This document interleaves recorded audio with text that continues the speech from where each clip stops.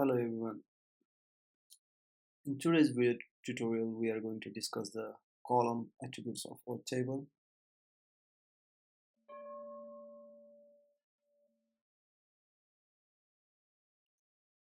Earlier, we had just like short introduction on data type and size and constraints. From here on, we are going to discuss these in more detail. We have two tables here. First table considers department ID and department name, and it has numbers and some strings. The second table considers your employment IDs and then employment names.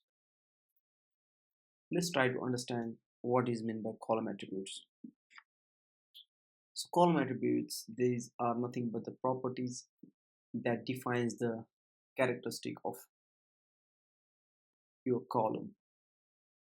And these properties are such as data type and size and constraints. Now what is the purpose of these properties? These properties, they helps you to enforce the rules and the relationship within the database. Here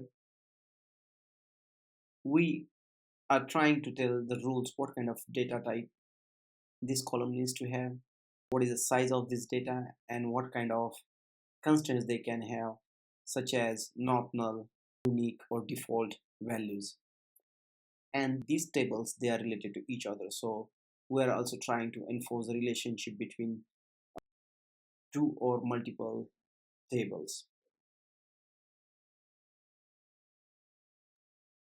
In upcoming lectures, we will discuss how to establish the relationship between two or more tables using primary and foreign key.